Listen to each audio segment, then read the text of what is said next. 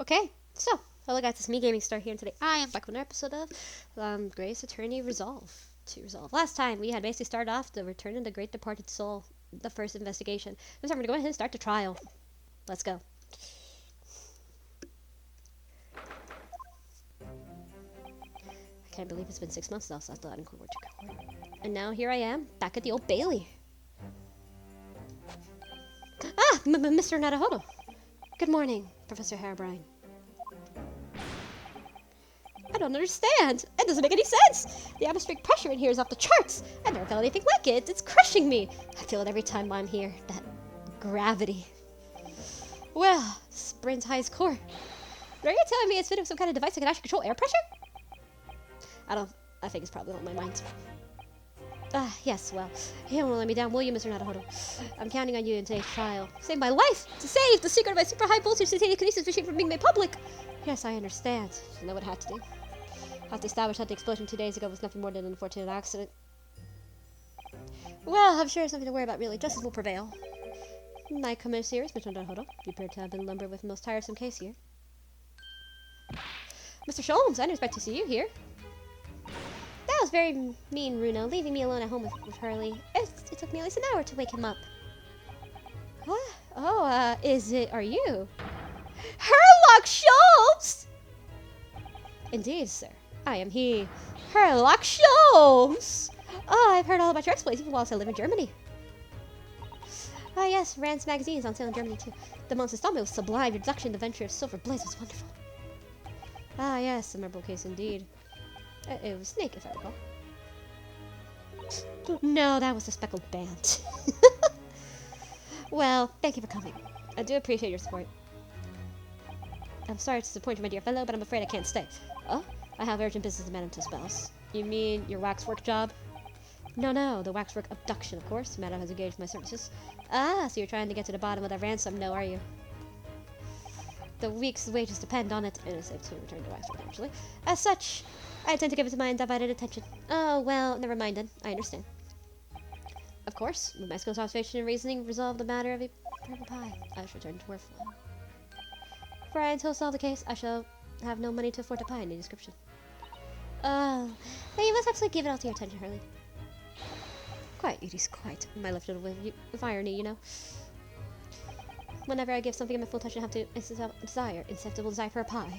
One of the universe's incidental mysteries, you might add. Oh, yes, quite, definitely. Absolutely, I totally understand. Is someone a little starstruck? I wish you the very best luck, Professor Harebrine. Oh, well, thank you. Before I depart, Mr. Nadahodo, a word of you, if you please. What is this about?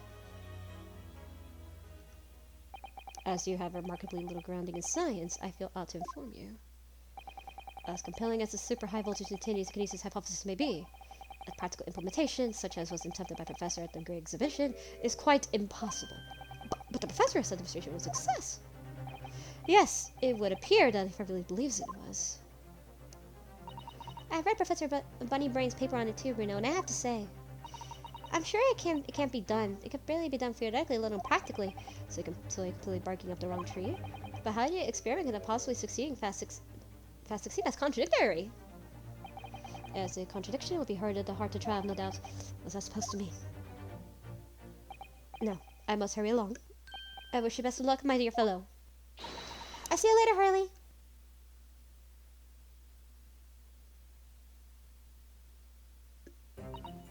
Well, looks like you're on your own, Teddy Bruno. Big chin if you can do it. Oh, what about you, Edie's?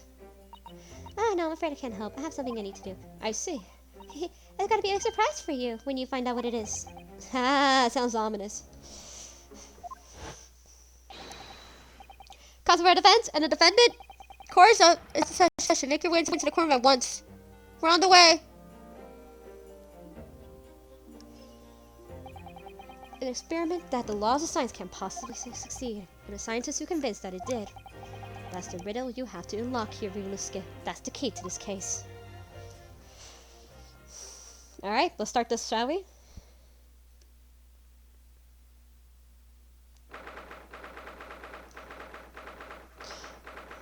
Here we go.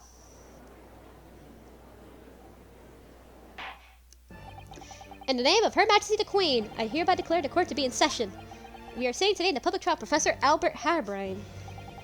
I now call upon the counsels of the prosecution and defense to declare their willingness to proceed. The prosecution is ready. The defense! The defense is ready, my lord! I'm 6 months out of practice, that's more. And I'm with Asusato-san today. This is just my imagination into the area even more impressive than usual. So, I must say, I've recollected the victim of the case all too well, Mr. Odie Assman. Mr. Assman was well known as a financer, though that was merely a front for his diverse criminal activities. It was only a month ago that the man appeared in court, prosecuted by you, Lord Van Zeeks, but the jury unanimously found him not guilty. Because every member of the jury had been bribed by the sound of it. These powerful London criminals were prepared to go to extreme lengths to keep their freedom. But 2 days ago, on 21st of October, Mr. Assman met his end. Us, man. The work of the Reaper, was it? If that is how your lordship would describe divine retribution. But the fact remains that Mr. Assman's death was a direct result of the actions of the accused, Professor Harebrine. Very well then. Now, ladies and gentlemen of the jury, you have been selected at random to represent the will of the people. All 6 of you are ready to fulfill your social duty. Oh, you're new. I'm most gratified to have been selected to carry out the important civic duty, my lord. You're new too. To have a man's fate in the palm of one's hand. Oh gosh, oh golly, so shivers down my spine. What are you, magician? Science experiments, magic conjuncting tricks, courtroom trials, or on modern performances. You're new too.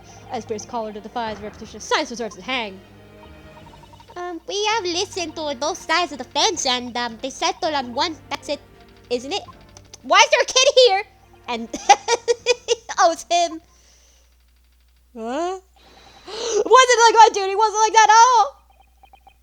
This is the weirdest. That's the police officer, killer, Ultimo lookalike again, and he's exhausted as ever. It seems. Now, I'm sure you're all aware. The incident that we heard yesterday tragically took to the Grace exhibition shortly after its opening. Now, the death toll could have been far worse, with the exception of the victim. No one was killed. Nevertheless, the dream of the science being exhibited rapidly turned into a nightmare for the spectators. A tragic turn of events in such the eyes of all London. No, the whole world will be on this trial. It's our duty to reach a swift and just conclusion, I feel. Alright. We're going to do both parts of the trial here, and then we'll do the investigation next episode. The other part of the investigation. So your opening statement, please, Lord Van Zeeks. At the heart of this incident is technology never before demonstrated anywhere in the world. One of science latest developments, I take it.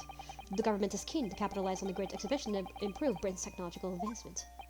The technology being demonstrated to the accused was described as super high voltage instantaneous kinesis. Good lord!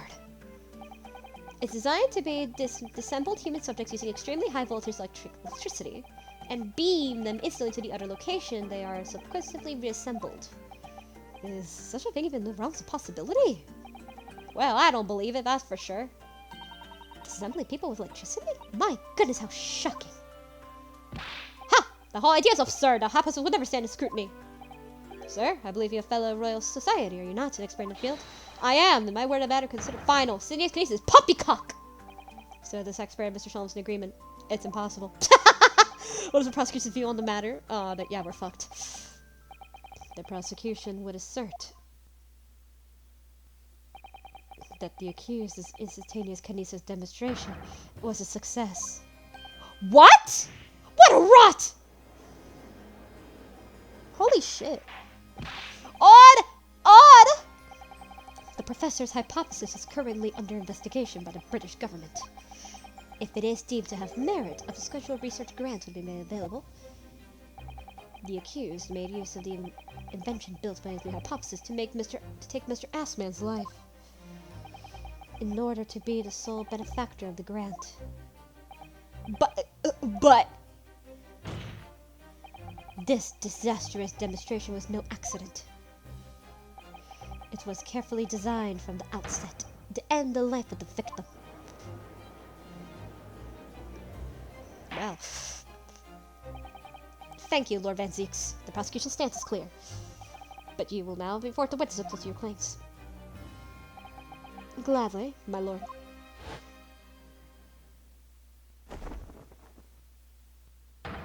Bailiff, show the first witness to the stand. Alright, we have Gregson. Hi, Gregsy. Witnesses, state your names and occupations for the court. Yes, sir. Tobias Gregson, Detective Inspector at Scotland Yard's Homicide Division. I was on duty at the demonstration the day in question and in charge of the following investigation.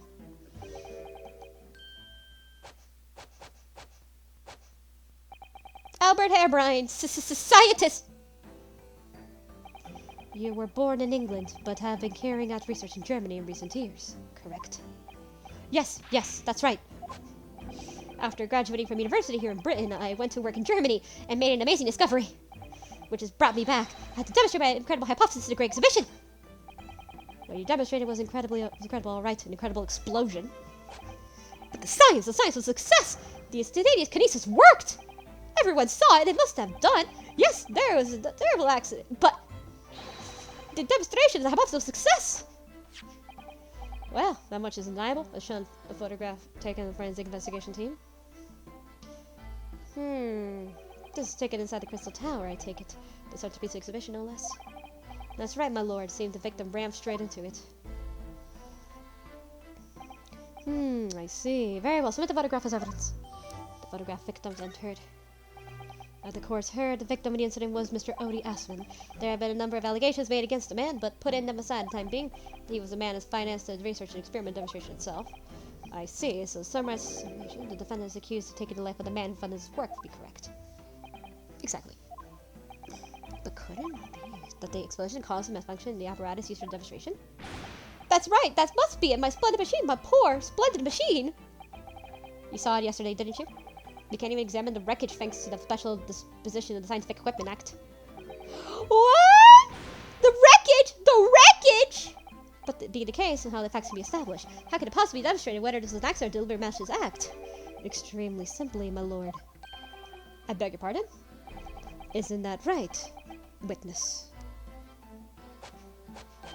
What? Sorry? Me?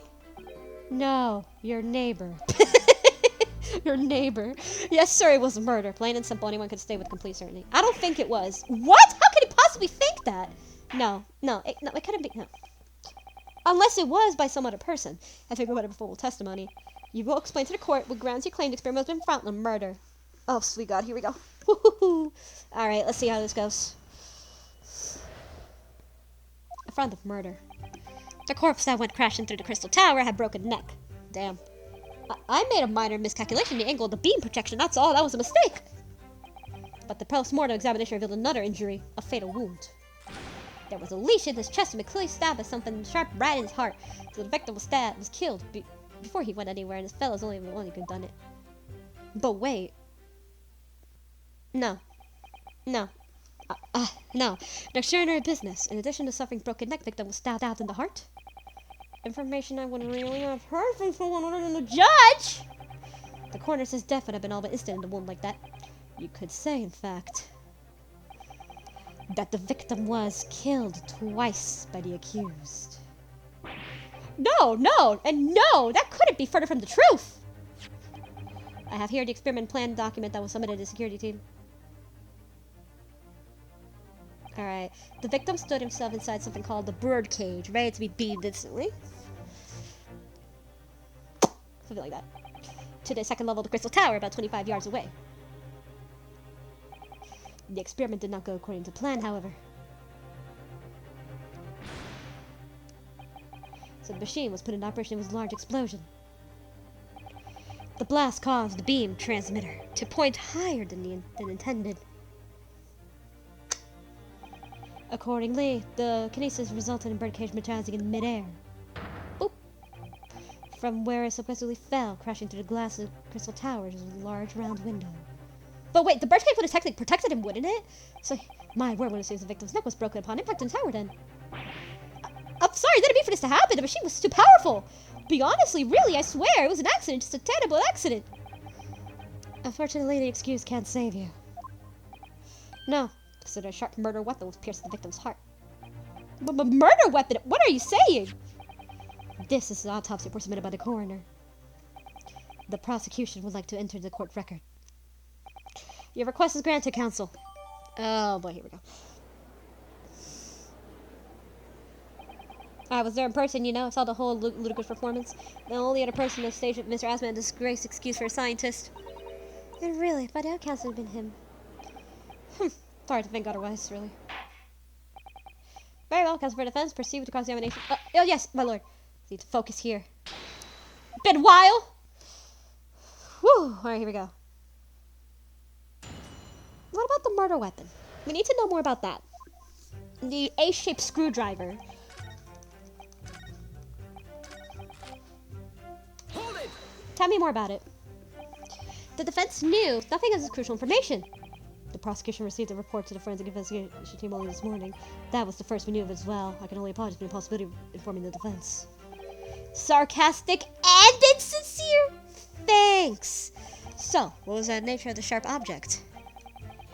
Among the accused's tools there were used in demonstration was of particular interest. This. Ah, yes, it would appear to be some kind of screwdriver. Here he is! My trusty little companion, Andrew!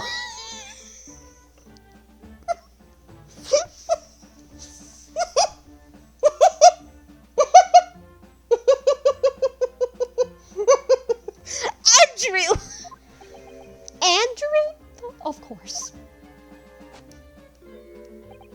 Ah, do you know each other already? He's one of my dear friends, like all my tools. I named them all, you know. We're on one big happy family.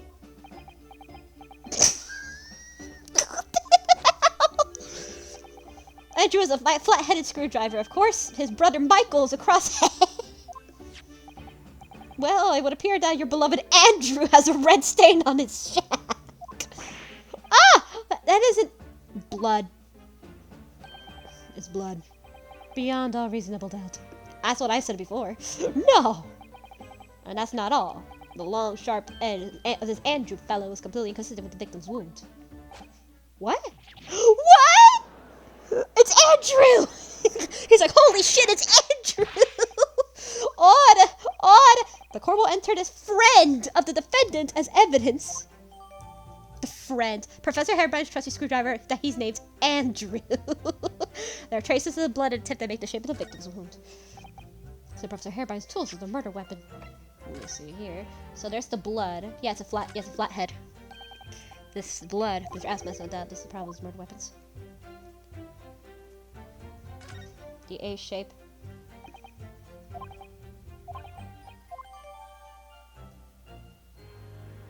It's a very distinctive handle. Keep that in mind. There we go. Autopsy report. Odie Asman, male, 47, British. Time of death, October 21st, around 2:20 p.m. Coroner Courtney Seif. Okay, so by the way, keep the coroner name in mind. Normally with most autopsy reports that we've seen before up to this point, normally most of them never had the name of the coroner. You have to notice that. Most of them never had the name of the coroner in it. Or the nationality in it. Most of them never had the nationality or or anything like that.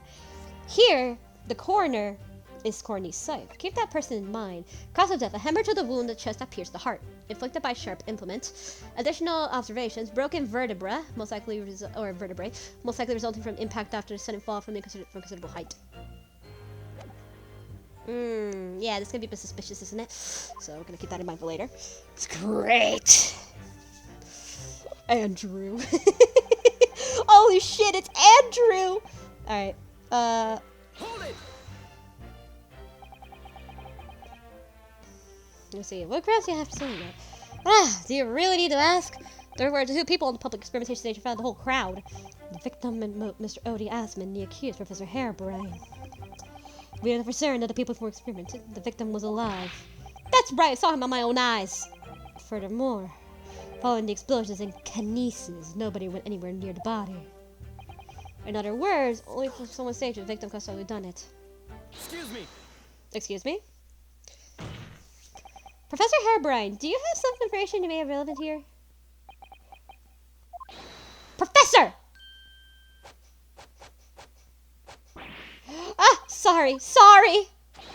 I was detecting the optimal competency of electrokinesis separate molecules in the human body.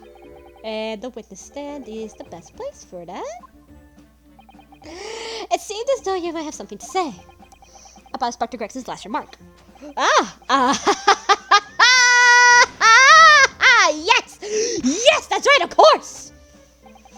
just said that nobody else could have done it, didn't he?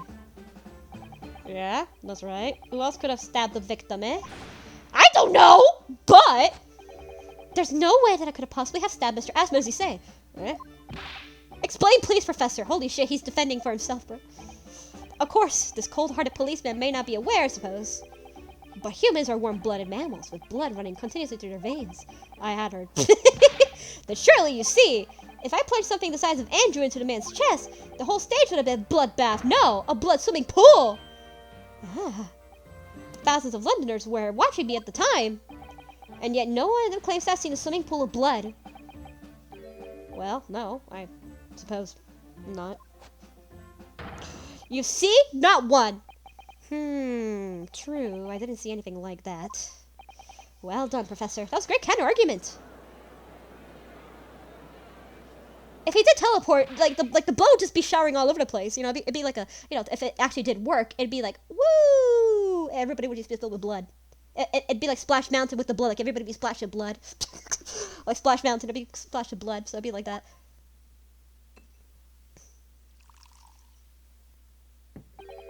Pray forgive the discourtesy if I savor a drop from my hollow chalice to accompany my old friends a-deucing. What? Here's to you, Albert. Oh, you're too kind, Brock. I'm really not a patch on you. No, you're not. No? What? You neglected to mention one crucial possibility. I have. A particular situation in which very little bleeding would result from a stab wound. Ah, of course! Yeah, you know. Inspector, enlighten the courts, please. Yes, sir! Where are we going with this? Where are they going with this? Very well. Fuel your formal testimony now, Inspector Gregson. The weapon of the victim was stabbed was to have been left in the body whilst he beamed through the air. Beamed through the air. So that's all the testimony I have to work with. Not even stabbed, it changes everything. Did Vantage keep himself until that was a good advantage? Or, well, I suppose that's possible.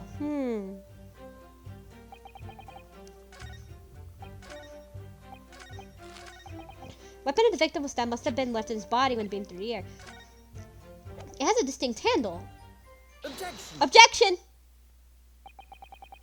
You say his weapon remains in his body, there's very little bleeding. It's unequivocal. Look, there was no blood on the experimentation stage even though that's where the fellow was stabbed. Wait, what if he wasn't? Hold on, okay. Let me say this. What if he wasn't stabbed during the stage? Because that doesn't make any fucking sense. So what if the teleportation never actually happened? And what if there was like some sort of crazy ass magic trick where like, you know, like, oh, I don't know. Maybe like he fell through the stage, like maybe, you know, maybe there's like a hole, maybe there's like a little, because remember, it's like tall enough to be like, there's like an underground area. Maybe there'd be like, maybe someone's underneath the stage or something. Who knows for sure? Who knows? The screwdriver is still in his body, something to heavy bleeding. As common medical knowledge, my learned friend, even in your side of the world. Yeah, it's common knowledge that you should never do that. Look, there was no blood experience, even though that's where the fellow was stabbed.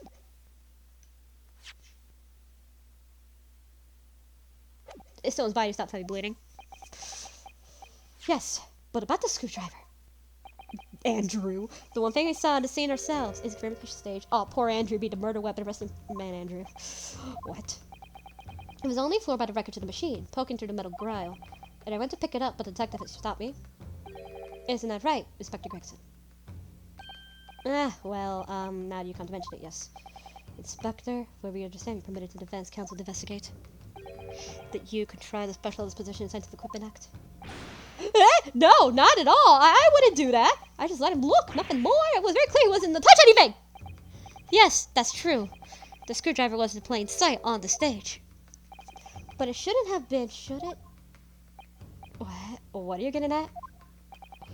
If this tool still been in the victim's body when the victim was beamed in the machine, then it shouldn't have still been on the stage. That's right. It should have been beamed across the crystal tower along with Mr. Assman. And found still lodged in the victim's chest. Yeah! Yeah, it should. I mean, it's a weird handle. It's a really weird handle. Odd. How do you explain this, Inspector? I don't... It looks as though everything's about the victim had his personal movement was beamed. The screwdriver was still in his chest and instantaneous cases occurred.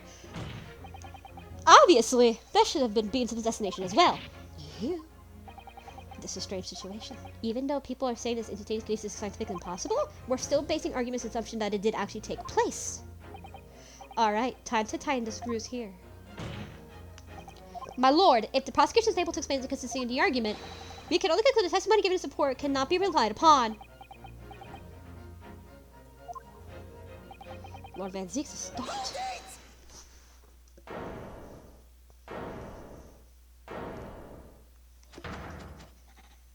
What now? Do you have something to say, witness? Yes, I knew it. It bears out. The equations hold. Mr. Nadaono, don't worry! About what? Without delving into the details, there is no inconsistency. What? Even if Andrew had been launched into my Asman's chest, Andrew, my trusty tool wouldn't have moved. Andrew remained the stage consistent with my calculations. What? What? My own defendant is no! My own defendant is fucking with me. Are you fucking with me? It would seem your illusions have been shattered. Clearly, we would hear the accused's explanation. No, you tricked. Oh, come on. I had a good argument. What the fuck?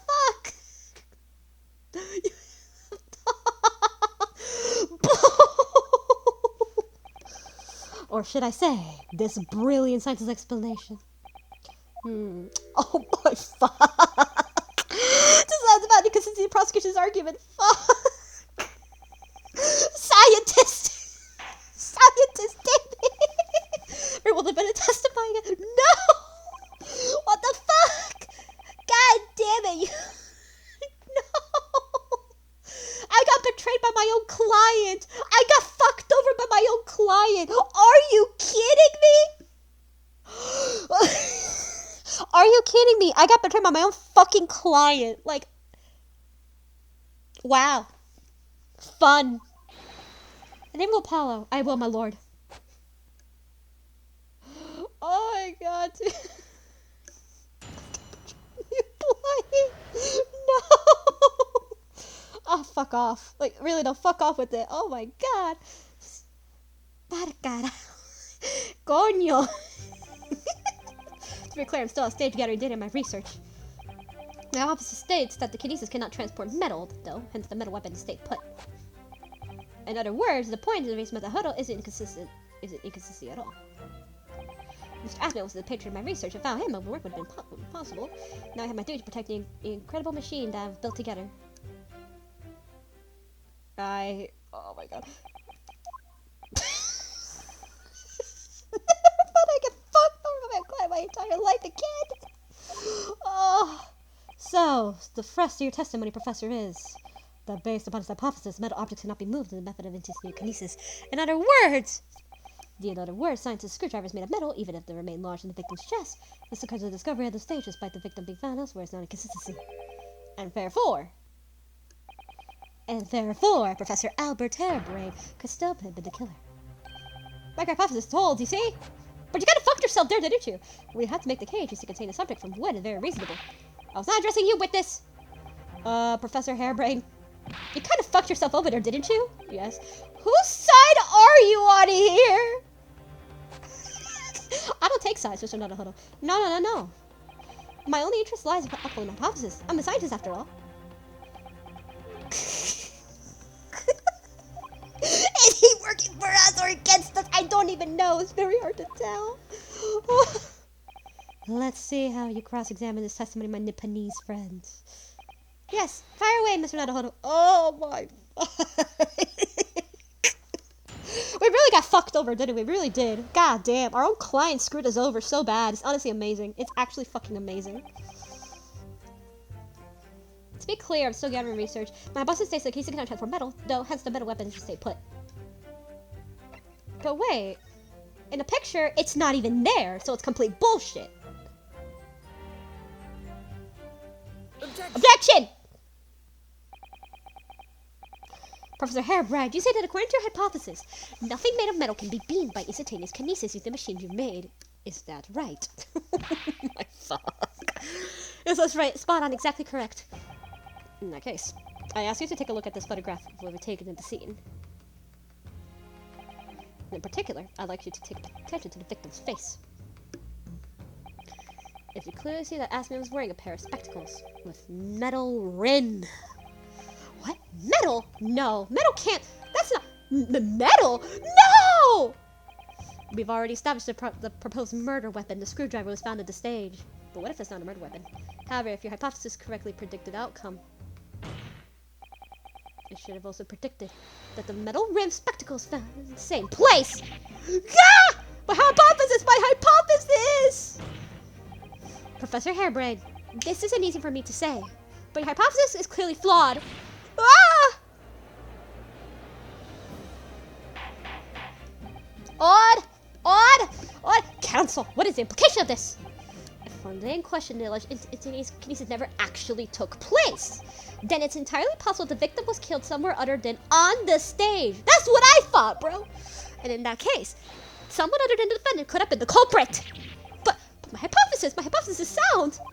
I proved that day the experiment was a success. The experiment was proof of all my work. If I could say something here, the capacity of this fellow of the Royal Society. Yes, juror number 4, go ahead. As a man of science, there's one thing I simply cannot abide. That's the fraud who pretends to be a fellow man of science.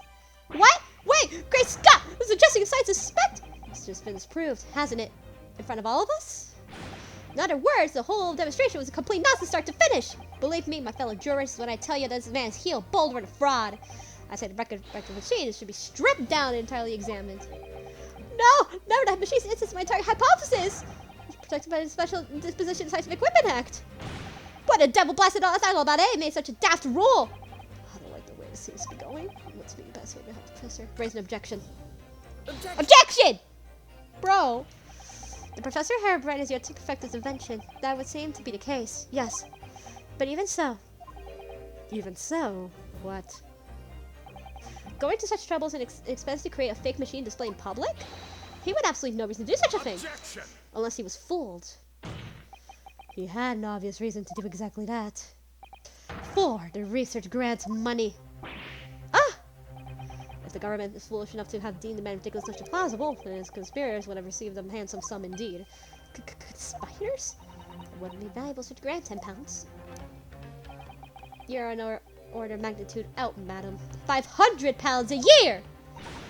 Oh, are you gonna leave out some such of my years? That society's noticed an increase in bogus public demonstrations in the field of science recently, and plenty of scientists arguing with each other to get the largest slice of the funding cake. People's greed is plenty motive in with murder, I assure you.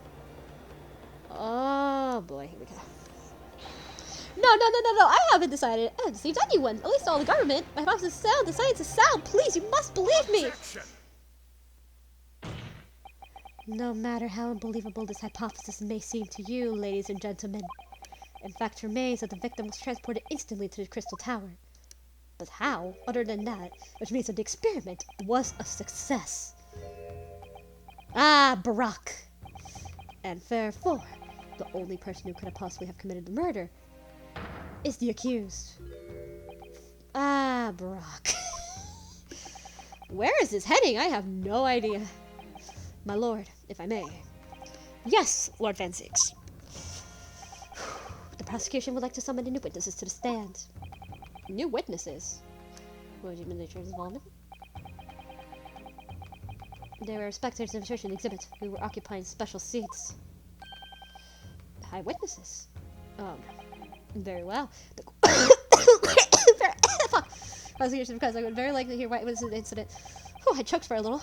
Prosecution's stance is clear. Experimenters, no pussy. The accused killed the finance victim there on the public stage before the very eyes of the spectators. Now, my learned friend. Oh, yes? Oh, sweet. It's time for you to make your own stance clear. There are clearly a flaw in the prosecutor's hypothesis. I can definitely see that. But there as you leave me. Let's take a short recess now. During which time the prosecution will prepare for its new witness to take the stand.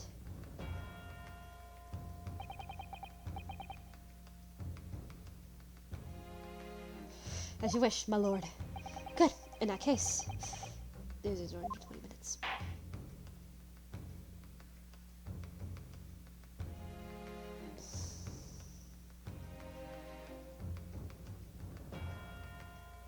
Well, we're gonna start the second part. So this one's actually pretty short. We'll start the 2 parts. Let's do the second part, shall we? While we're here. And we'll do the investigation next episode. Here we go.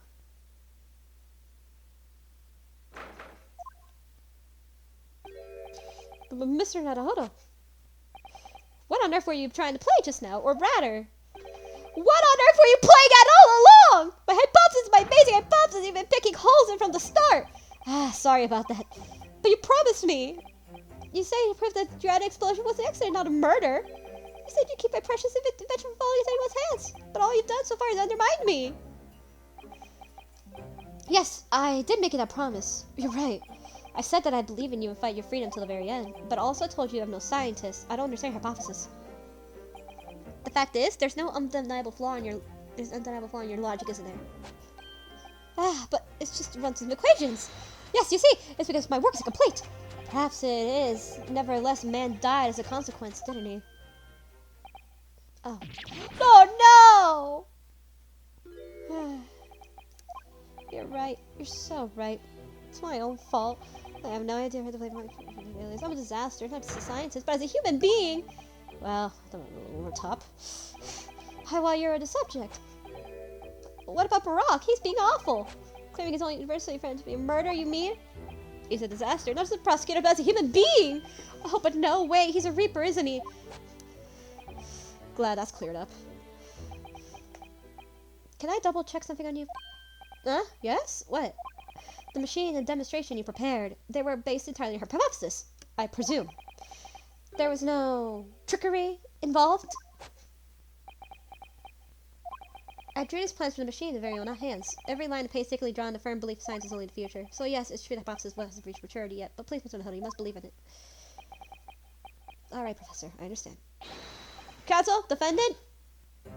The prosecution witnesses say it's the court's about to be in session again. Make your way to the courtroom, please. Alright. Well, it hinges on that demonstration. If the professor hypothesis just as he claims, it leaves him the only person who could possibly have killed the victim. And on the other hand, Mr. Shoulders was adamant.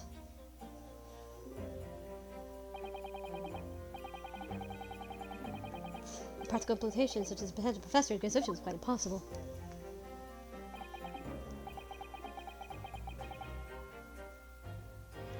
So really, I shouldn't have been trying to prove here.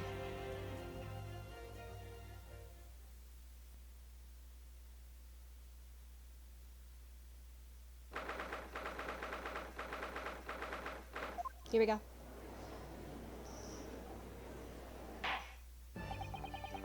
In the name of Her Majesty the Queen, I hereby reconceive the proceedings of the court.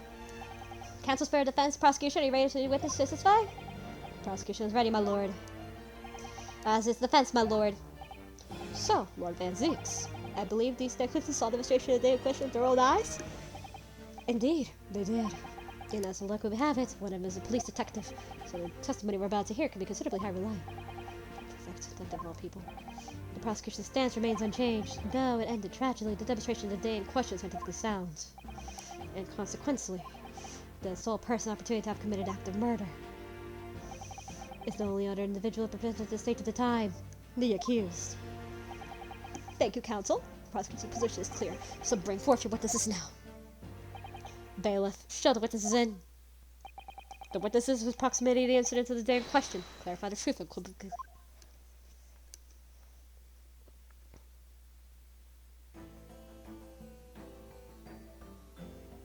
Okay. Witnesses, state your names and occupations to the court to hear. My name is Balthasar Loon. Balthasar Loon, or Balloon. Like balloon. I am the impresario of all hot air balloons in the vicinity of the experimento stage. Italian trying to do that. Oh God! Oh, I remember you. Oh no, please. Oh no. Okay, I'm gonna butcher this so bad, and I am so sorry, but I'll try. My name is. I can't with the name. My name is Wilhelmus Gostreich Sigismund Olmstein. I have come to see the great exhibition all the way from my home in Bohemia. I can't, bro. I can't. Oh, I'm gonna suffer with this. Oh, I remember suffering with this. I'm very rich. Yeah, you are. Inspector Jean Lester's got a yard. Great detective, even her luck Sholmes agrees. I was in security duty and exhibition, so I got up to go to one of them balloons. It was amazing. Gina, again. But she didn't mention that she's seen the disaster up to the balloon, actually, did she? And she clearly loved every minute of it. There were 3 balloons flying to the public transportation station. I cannot with the little kid. God, that's gonna kill me. 2 of these witnesses were in such a balloon at the time and saw the events unfold in the skies above. You make it sound like they were in the clouds. It was only latitude of circa 60 feet, though. Very low. Well, you can't see nothing from a fly, you can ya? True. 60 feet, about 18 meters then. Thank you for your introductions. Now, we give you formal testimony to court. Can I describe what exactly witness especially does the advantage point station? Oh, fuck. Oh, I'm gonna suffer with being a little kid. God, I'm gonna suffer with that one. Oh, why? Why? The view from 60 feet above. It was an incidente terrible. I'm only grateful that my balloons were not damaged. There's a huge bang from the stage. The next second, another bang in the sky beside us. Another immense smoke. A cage appeared out of nowhere. Oh, the cage. It fell from behind like a stone and crashed into the crystal tower. I didn't get to go look inside the cage, but no one went near after it crashed into the tower. God, and most extraordinary collective account, I must say. Could I clarify something? There's a detail in the witness testimony that I've not heard mentioned until now. Specifically, there were 2 explosions. More precisely, 2 explosions in 2 separate places. Yes. What? When the demonstration began, the balloon carrying the 2 witnesses was around here. There were balloons in the air nearby at the time, carrying other passengers as well, to be clear. Bang. Then, as power supplied the machine for the demonstration, the first explosion occurred. So the so-called bird cage that contained the victim disappeared on the stage moments later. It went there. The second explosion occurred directly adjacent to the balloon carrying the witness. The bird cage appeared at the site of the explosion, subsequently plummeted down to the crystal tower. I was very surprised. Suddenly a cage appeared before my eyes. There's a person inside. The blast was so hot I got missed to sing, so I keep my eyes vive.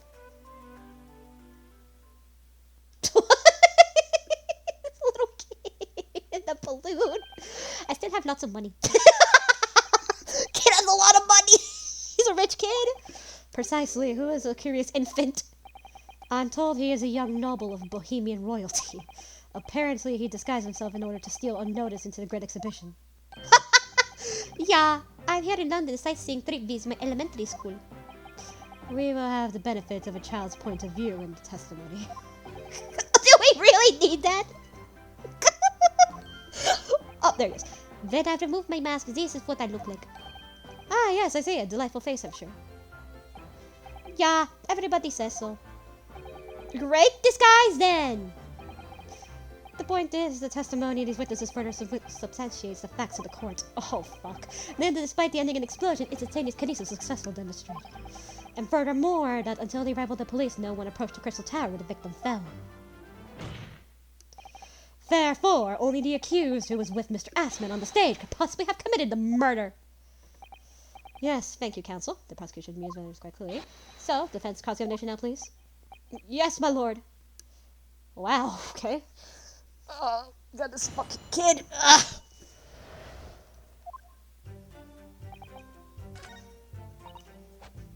And the next second, another bang is side beside us. Hold it! So you actually saw the accident happen up in the air.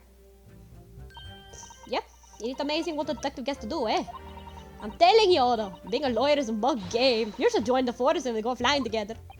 You know me so well. Yes, well, anyway. Could you tell us exactly what you saw, do you think? Everything! We saw everything, because we were above it all. That dodgy golf climbing up the cage and the dodgy professor pulling out the levers. And that's when it happened. That's when there was a bang and the cage disappeared, just like that. You were describing the moment the subject's body was decomposed electricity, I believe. I didn't know what to make of it. But there was another bang right in my ear. I looked around and there was a huge great fireball right next to us in the sky and there was nothing right about it. Excuse me. Excuse me, little child. Bastard guts. Dear, remember here, guts. My teacher at elementary school said that when you meet someone in the first time, you should always use the full name. Yes. What was it again? Williams Gos... Wilhelm Gosreich sich wohl I can't, dude.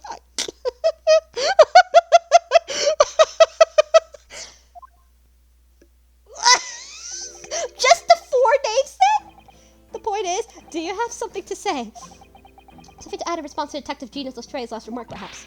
Oi, get it, I don't know. It's Inspector Lestray. Why does everyone have to problem with how I address them at the moment? That is not what I saw. Oh. Yeah. There was a second explosion and was right beside a balloon. That is true. But I'm sure, which what I said, ain't it? 1 minute there was nothing right, the next massive explosion. My teacher at elementary school said that when someone else is speaking, you be rude enough to interrupt. You were getting most awful life imaginable! Are all Bohemians brought up to be so full of joy?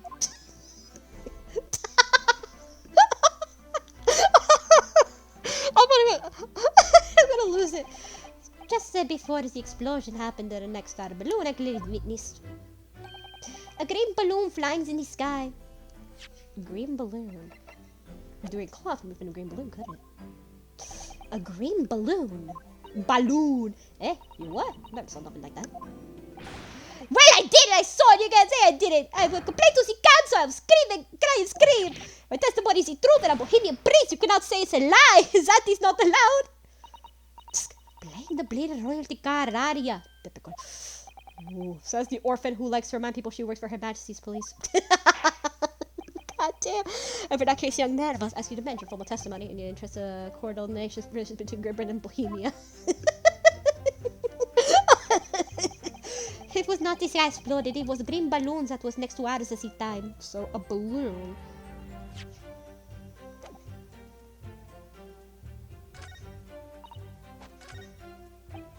In the instance of today, I'm not grateful that moves were all damaged. What about this green one? Since we now know about the green stuff. Objection! Mr. Loon, in your testimony, Mr. Loon, you said all 3 of the balloons you had operating at the time were undamaged. See, that is correct. If they had been caught in explosiones, that would have been terrible. Que terrible. I wonder if you might know what this is. I think it may be. See, part of the balloon. Part of a piece of the fabric of the envelope. Sorry, the envelope. Part that is large round part of the balloon which becomes filled with hot air. It's made from very thick fabric lined with rubber. You do not want to rip off your sky. Just as I thought. This piece of cloth was found near the experimentation stage. In other words, Master Gotts testified. A green balloon did indeed explode that day. Yeah? If all the balloons in the sky above the experimentation stage belong to you, Mr. Loon, then your statement that they were all damaged clearly contradicts the evidence. No! If a balloon exploded that day, why didn't any man say so? Maybe everyone on the board was killed? Oh no, having just spent 10 whole pounds of experience, how awful. Seems to me how those things The instantaneous kinesis did occur, but after the explosion of the stage, the point of the materialization shifted to a location occupied by a balloon, causing the balloon to explode. Yes, imminent possible. An unfortunate traffic accident as it were, but it changes nothing in the pertinent facts. This I could not accept! Mamma mia! Why not, Mr. Loon? You are suggesting I'm a liar? That person died in a balloon incidente! There's no need to get fired up, Mr. Loon. The victim was sole fatality that day. That's right, and I prove it! Balance of a balloon is not fair. There's no such a balloon in the sky. It's not possible. You're saying it's impossible? Why? This court has more important matters to discuss than the number of balloons that were operating that day. But we can't ignore the fact that nobody appears to have known anything about the other balloon until now, my lord. The defense calls for further testimony from Mr. Loon. From Senor Loon. I concur. The ears claim more truth than more meets the eye. The imperative means the phantom balloon. Witness gives us a private testimony about the balloons he operating the exhibition. Ah, grazie, my lord. Grazie, my lord. Alright, here we go. Witness testimony. Mr. Loon's balloons. As I said, Balusura Loon is no liar. Every balloon I had in the skies landed safely. All three of the balloons were carrying passengers, and they fell in the ground. If they fell in the ground, explosione. Esplosione. What a catastrophe. But you can't get away with the fact that a burnt bit of cloth was found in the sea in Ganya. The coppers of the yard reckoned it was probably some debris from the explosion on the stage. The stupido ragazzo was mistaken. My balloons have the red and blue zigzag stripes anyway. Who are you calling ragazzo? Who are you calling ragazzo, cabron? Who are you calling ragazzo? Come back here. A research of the balloon this child saw is belonging to. See, exactamente. If he ever saw a balloon in the first place. I do not like the sound of it. It's very bad for business. I have a good mind to sue the land of Bohemia. If you attack us, I will fight back. I have been wood and all out of war.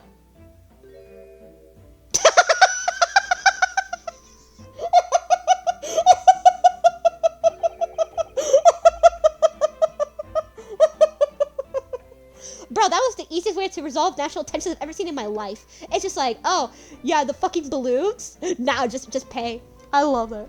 What happened to all that war? Mr. Loon certainly doesn't appear to be lying, but that doesn't change the fact that testimony evidence contradictory here. If the defense is unable to find fault with his statements, the court must consider the truth. And think long and hard, even though none of my learned friend. The situation is clearly changed now. I have to get to the bottom of what happens here, no matter what it takes. Kelsey, may I cross-examine a witness? I will. Alright, here we go. 2, 3, 4, 5. That stupid ragazzo is mistaken. My balloons have the red and blue zigzag stripes anyway. So it's like the stupid ragazzo, like, you know, like stupid kid. Kid basically, ragazzo means kid by the way in Italian. I know a little bit of Italian, so I can tell. Hold it! Hey, what do you mean by that? What do you mean by it? You mean the color is wrong? Si, senor. I did not have any green balloons in my warehouse. And yet a piece of green cloth was found at the scene as unmistakable from the balloon. Well, I do not know how that can be. For the sake of argument, let's say the green balloon did explode above the stage. You couldn't therefore conclude that happened on the day in question. Why not? There have been recollection balloon fights over Hyde Park operated before the Great Exhibition. Once could have exploded at an earlier date, unfortunately, as I'm sure you believe it may have been from earlier balloon accident that predates the exhibition? Si, exactamente. As the signor says, it's not like from one of my balloons. Clearly, this little ragazzo from Bohemia is mistaken about his... This little kid's getting pissed. Excuse me. This little ragazzo, this little kid, this little bitch. Is something wrong, Master Gas? It's Master William Gotsk's Giggle Goes Ormenstein. Gotsgreik Sigma. I can't pronounce. Sigma Moy Ormenstein. Was on the tip of my tongue. Yeah, something is very wrong. I know what I saw. There was a green balloon there. I swear it. I swear I'm over Bohemia. You cannot speak as much bad language as you like, but it changes nothing. Can I have a balloon? Si, ragazzo. Grazie. Without evidence, ragazzo, then I must tell you your parents to punish you, eh? Oh! Perhaps we'll let the judge decide when it comes to punishments. Evidence? What is evidence? To give simple example, young man. A photograph, for instance, from tangible proof of what you claim. Well, what you say sooner? I have the photograph here. Good gracious! What? Kid! It had been up the balloon for a little while, so I was very excited. I took lots and lots of photographs. Damn, that's a big-ass camera! If the Crystal Tower is the Bohemia exhibit of the streets of London, is the old Eller, is the balloon. And the instantaneous kinesis experiment? Did you take a picture of that? Yeah, one picture. Really? Did you take one? But all I wanted was to ride the balloon, so I'm not interested in bunny experiments. Never mind that! Can you show us the photograph? Of course, and see what you see. You will see that I'm not a lion. And that it is a green balloon.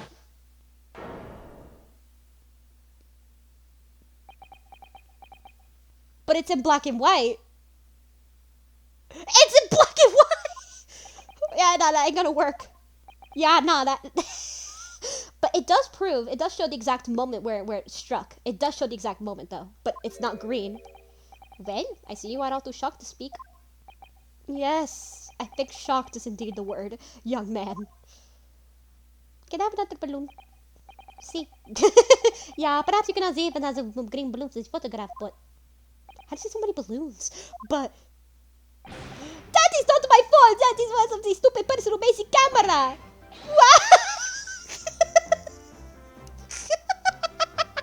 Can't though! oh, that is one very bohemian sounding cry. Well, very well. The court will accept the photograph's evidence. It's not my fault. It's the fault of the person who made the camera. Well, never mind. I'm sure you have plenty of wonderful sepia memories to take home with you. In any case, when exactly did you take the photograph? When exactly did you take it? Well, it was in the day with the big explosion. You don't say. When I pressed the shutter release, there was very loud bang, and that hot wind rushed over my face. That means this photograph was taken split seconds before the explosion occurred. Oh, let me see. And there was nobody in the balloon, so nobody was harmed there, thankfully. It was just a blank balloon. A blank hot air balloon. But notice how there's like a beam that's like notice how there's like something shooting up? And okay, here's the thing. Notice this. It's not coming from the ray. If it was, then it would be, but here's the problem. It's not coming from, it's coming from down here. The shot, not here. Which normally you would think it'd come from here, right? But it doesn't, it's coming from down here. Which is an odd thing to say the least. It's pretty odd. It should be like, it's really odd. Strange, isn't it? So keep that in mind, how weird it is.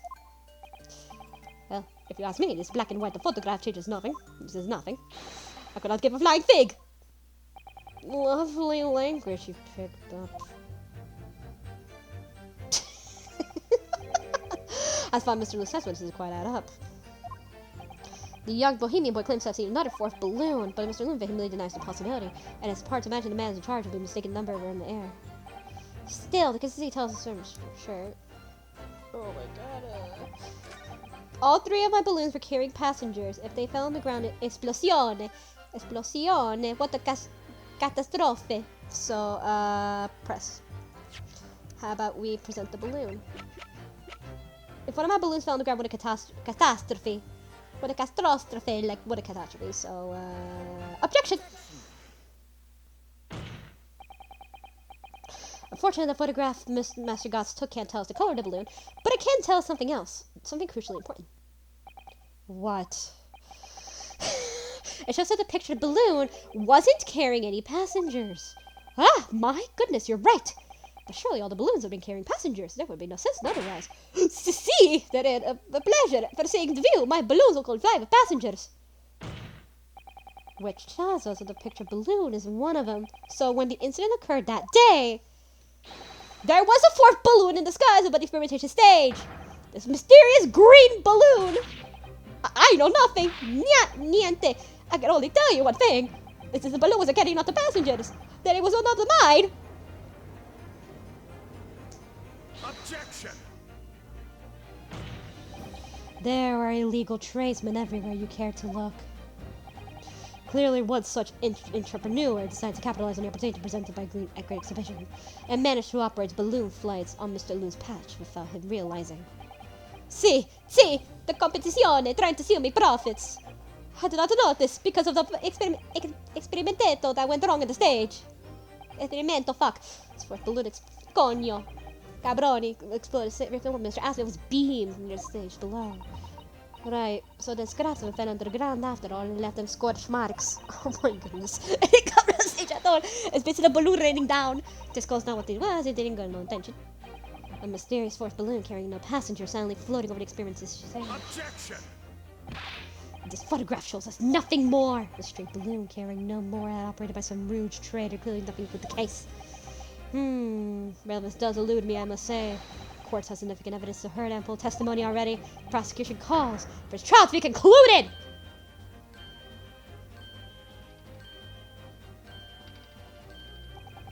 Really? Have we really got to the truth yet? No, I can't let this opportunity slip away. The jurors' minds are made up and not in our favor. What else does the photograph tell us? There's more! The white beam. Ladies and gentlemen of the jury, wait, please don't give your decision yet. This photograph from Master Guts may have hiding away by the clue. What's that?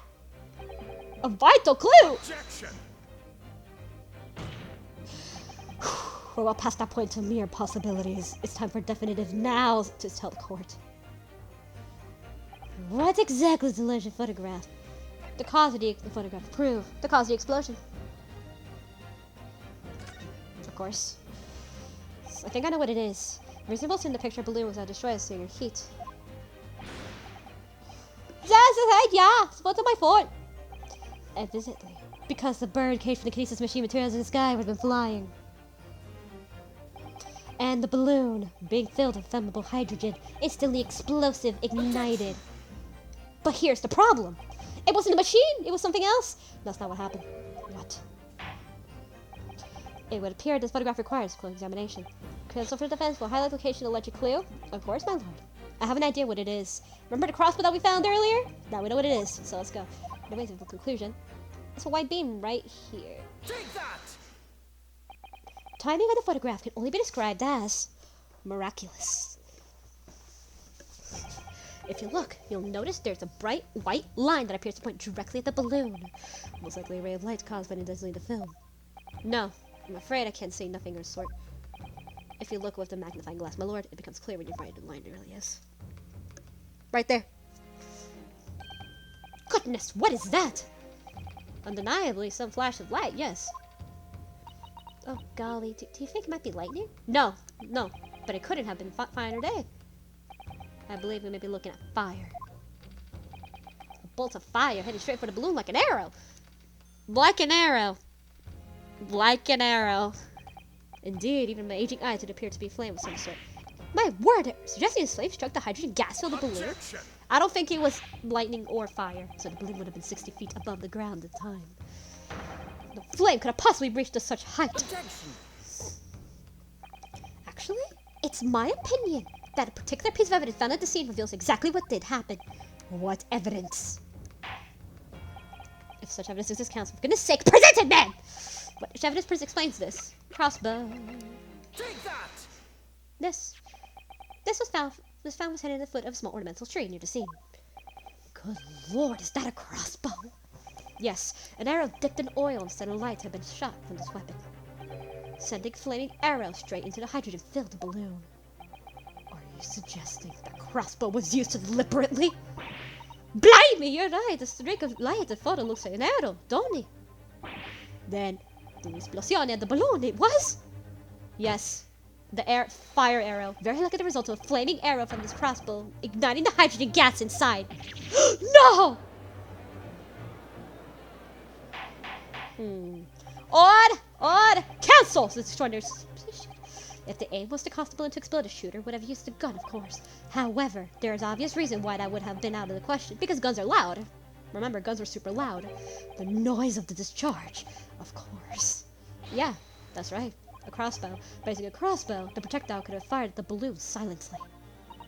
Oh yeah, if someone had to shot the gun off the exhibition grounds, it would have caused a real panic. But with the big explosion, there is a big panic anyway, no? I don't like this. I should be pleased to have found a plausible explanation for all this, but something feels wrong. Objection! Do you understand the implications of what you're saying, my Nipponese friend? If a flaming arrow did indeed hit the balloon, then obviously it would have exploded. If the birdcage appeared, the cloud of smoke that ensued. What? Wait a minute. What are you really saying here? I didn't get it. Was the birdcage beamed up into the sky after all? Or what? My goodness me! Now I understand. That's what that sinking feeling is about.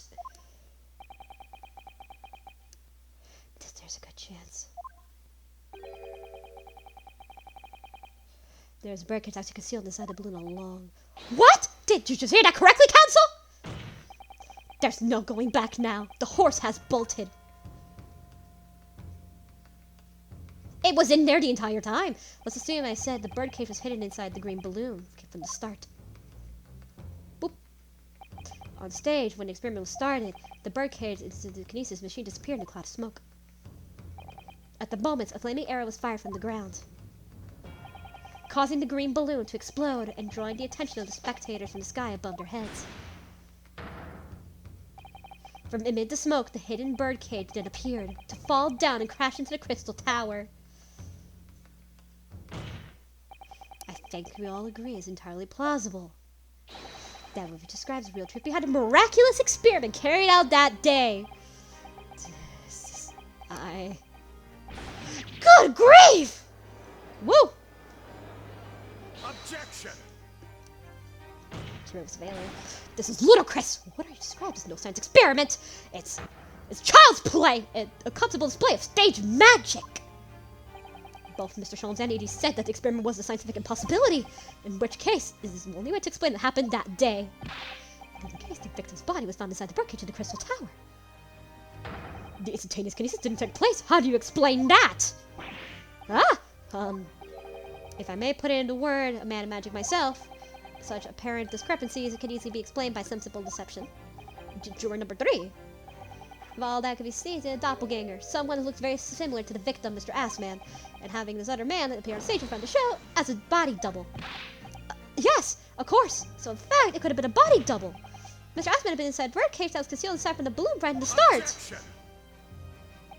That balloon would have been filled with hydrogen. Anything hidden inside it would have been scattered to four winds when it exploded.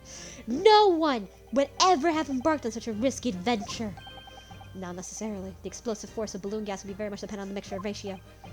Juror number 4! Oh my god. Flying balloons are really filled with pure hydrogen, but a mixture of other gases is just helium as well. Helium on its own doesn't explode, but by controlling the gas mixture ratio, the explosive force can be altered. So we're lucky. We are so fucking lucky because we have literal magician and literal scientists in our fucking crowd to help us. It's just pure luck.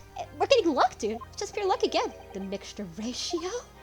Obviously, the victim's body would have suffered some burns, but they would be unavoidable. But he has no burns on his body, so what the hell? To such an extent, it renders whole upstage charade impossible. Holy shit. So everything that's happened can be explained logically and scientifically. The explosion that engulfed the stage and started the experiment was no accident. It was all part of an elaborate deception to make it appear that kinesis had occurred. Well, goodness me. And if we were to accept that this has happened, Mario, come here, boy. It means that the victim, Mr. Assman, was never present in the public experimentation stage to begin with. In short, come on, Mario, it couldn't have been killed by the defendant, who was in stage full view at the entire time. Ah! Well, shit. Well, shit, we just found something that's very hard for the prosecution to counter. Lord Van Zieks can credibly maintain that Professor Herobrine's a suspect now. Hold it! Oh, no. Wait, hold who?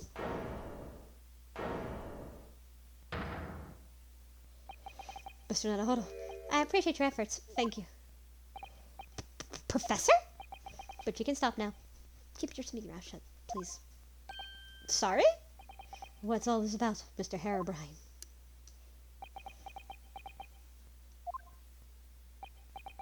I, Albert Herobrine, hereby confess that it was me. Was that Mr. Odie Osman? Yes, it was me and my evil friend partner Andrew the screwdriver. What? What are you doing? Oh, sweet God, dude. Oh. Defendant, explain this sudden confession. Oh, Professor Harebrain, what are you doing? Talking about? It's all I've said along. I must protect my hypothesis, my precious machine. Your fucking machine! Stand there claims all trick, and all elaborate prank. Where's your proof? No, you have examined the machine if you wanted to prove it, but it'll be all over. A beautiful hypothesis we lay bare. I mean, it's the dignity of it. It's clear that you tried to play from the experiment, but you didn't actually build it. It's quite conceivable that you were duped, Professor, by Barack! Yes. I'll cooperate. I'll do whatever you say. I swear it. So please. I assure special dispositions by the mechanical accuracy here and protect my creation.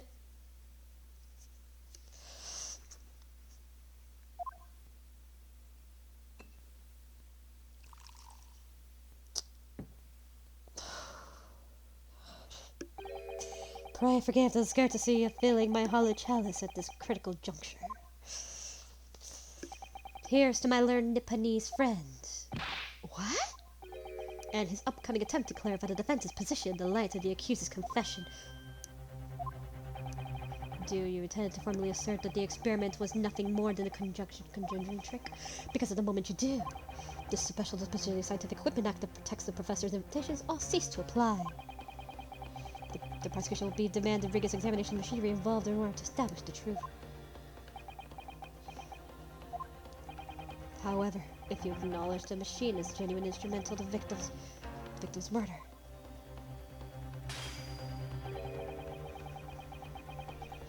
any chance investigating will be crushed and the confidentiality of the professor's hypothesis preserved. Well, counsel, the defense's official position in the matter. What Professor Harebrine, my client, actually asked of me was to prove that the explosion stage was an accident and protect the secrecy of his hypothesis. But there's no way I can do that without implying the professor's guilt. Do I protect my client's life by asserting his innocence, or do I uphold my client's request by seeing him condemned? Either way, I can't avoid betraying his trust. You've been silent long enough, isn't it, talking your trade, my learned friend? Or has the knowledge of English escaped your confused Nipponese mind? Mr. Naruhodo, there's no escape here. I have to make a choice. But it's an impossible one. I have to give something up. But what? The defense asserts that the defendant's instantaneous kinesis machine was in fact... You can choose either one, doesn't really matter, but we're gonna go with conjuring trick.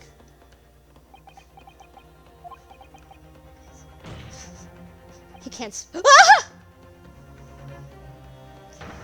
No, I can't say it. Their client places faith in me. I just can't let him down. When must I give up on? It's not a question you have to ask yourself. Here. It's what I can protect. Oh shit! Hello again, Mr. Naruhodo. It's been far too long. Susato-san! But what are you? Hiya! Ow. Goku, how the fuck did you? Ah! My first Susato takedown in 6 months. There'll be plenty of time to talk later, Mr. Naruhodo. For now, we must concentrate on the task. How the fuck did you take off your diaper, Goku? Holy shit, I have to. If we're just working out, I have to give up on what I can protect. Professor Harebrine? Huh? Yes? Yesterday you told me that science is the pursuit of truth. Well, my job's to pursue the truth too. Yes, of course. And personally, I believe that you didn't stab Mr. Assman. I think you've come to realize something yourself too, haven't you? You've been tricked, that your experiment and the machine you built with the victim are questionable. The truth behind that is what these to both pursue now. Ah!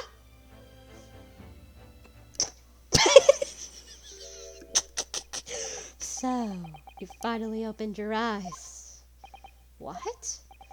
And as for you, Albert, you can't ignore this any longer. Having heard my learned friend's assertion, don't you have something to say? Barack! Lord Van Siegs. Gosh, I've never heard him speak that way before. In truth, there's one thing, something I've remembered. What? On the day it happened, just before I began the experiment, I saw a man near the stage. A man holding that crossbow. I beg your pardon? Oh. Hey. Professor! Did the man have distinguishing features? What did he look like? Taller than me, and his thinner than me, with straight hair, and whiter than mine. Let me see, one less lens than me too. A monocle, a rather stylish black monocle. But one thing in particular will help possibly identify this man. You see, I know him very well. After all, he's the engineer who built my invention. What?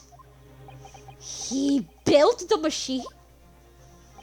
That's right. Mr. Asman introduced me to him a year ago. He's a man by the name of Enoch Drebber. Enoch Drebber! All us two know him. Does this name mean something? Members of the jury seem flustered. Not a name any scientist wishes to hear. That man's an abomination. Not a name any conjurer wishes to hear either. Who on earth is he? I'm afraid this isn't the first tale of nature that I've heard of scientific circles connection with that name. There's talk of each other flamboyant experiments that turn out to be nothing but stage trickery in the end. Obviously, the rascal is after the government's research grant money. When magicians are in need of money, I have heard of them resorting to underhanded tactics. Some acquaintances of mine with experience in such things have mentioned Enoch Drebber's name before. The man is both an engineer and a magician. Yes, we're dealing with an unparalleled confidence trickster here. Holy shit! The Enoch Drebber's for ya! Woo! God damn, son! It's gonna... Woohoo! So psych. Mario, shut the fuck up. Stop messing with your brother. I need to find your diaper, Kuko, because I don't know where the fuck it went. Holy shit. So it's true then. My invention, my great machine, it was just a grand illusion? I guess so. Considering what we've just heard about Mr. Drebber's character, I'm sorry to say that sounds increasingly likely. Even though no one else believed it, I wanted to. I wanted to believe that machine would function exactly as my hypothesis predicted. Which is why you were opposed to being investigated, I presume. I knew that if a machine was examined in detail, its construction would give away my hypothesis. Obviously, I didn't want that to happen, but at the same time, I knew that if it was found to be nothing more than a trick, then work of deception, then everything I worked towards, all my research, all of my dreams, my whole life would be over. I was terrified of the prospect. So you really had no idea then, did you? About the true nature of the machine that was built? About the true nature of Mr. Drebber? I never questioned anything. No, I didn't want to question it. It's entirely possible that Mr. Asman and Mr. Drebber were working together to use the means of fraudulently acquiring research grant money.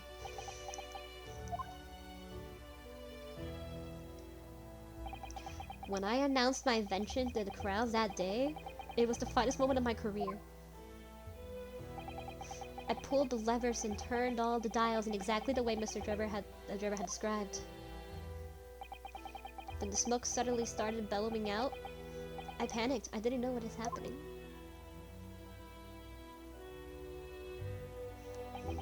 But I really don't know how the whole illusion was made to work. I don't know anything anymore.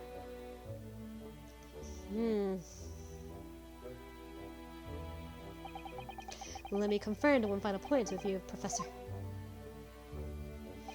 Do you now consent to the prosecution submitting the necessary paperwork to release your invention from the protection afforded by the Special Disposition of Scientific Equipment Act?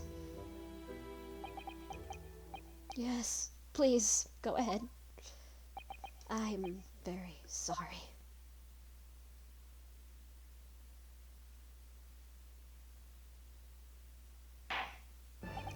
It would appear that we shall have suspended proceedings for the remainder of the day now. Lord Van Zieks? My lord. The court has newly been made aware another party who's involved in this matter is critical. Yes, Mr. Drebber. Gather information about the man. If possible, I should like to serve as a subpoena. Yes, with pleasure, my lord. Now, counsel for defense? Yes, my lord! When we receive, I shall be looking for one thing and one thing alone from you. Evidence that the defendant is innocent of the crime which he presently stands accused. I understand. Good. In that case, this court is adjourned until tomorrow morning.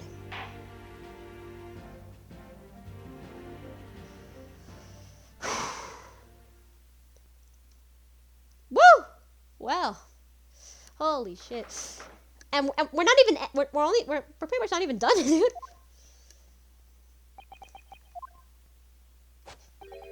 Mr. Naruhodo. Ah, yes. I'm so sorry. I was wrong. You were right. I was tricked you. You trusted me. I did. I do into my mess. Oh, how did you ever come to this? I'm so sorry. Did you really have no idea, Professor, about what Mr. Drebber was really up to? I mean, about what he was really constructing? Naturally, that machine was the embodiment of my hypothesis, all my hopes and dreams. I had complete faith in it. All right, in that case, I won't say anymore. Now, sadly, the murder accusations against you still stands, so we must do much more investigation we can before the trial resumes tomorrow. Oh, thank you for doing so much for me. Should set those back. I'm so sorry for arriving late this morning, Mr. Naruto. Arriving late? Did you receive a postcard? I wanted to let you know when I arrive. Postcard? What postcard? I hid it from you, Bruno. It'll be a surprise. Well, did it work? I'm surprised, all right, especially when she threw me into the ground. Oh dear, I'm so sorry. I just was happy to see you getting sort of slipped out. Maybe we could stick to more traditional displays of emotion and further in the future. Susie's train was late in London Victoria this morning, you see. When we made the coachman really wipe the horses hard, she didn't miss her whole train trial. I was watching from the gallery a while, but in the end, I'm afraid I couldn't contain myself. Well, I'm glad you did it.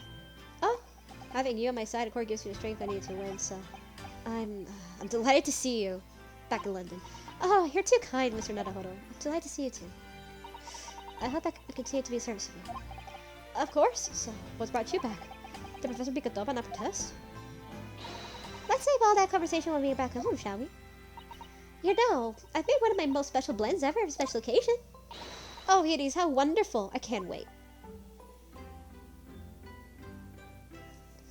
Sisto-san was back in London. It's hard to describe how happy that made me feel at the time, but despite my elation, our tale was about to take another extraordinary turn. Well, so anyway, that's the trial. That's trial 1 and 2. We're gonna end it right around here. So anyway, hope you guys enjoyed the video. Please like, comment, subscribe, whatever. And next time, we're gonna go ahead and do the investigation. We're gonna do part 2 in the investigation, aka the final part of the investigation. So yeah, see you guys then. Bye.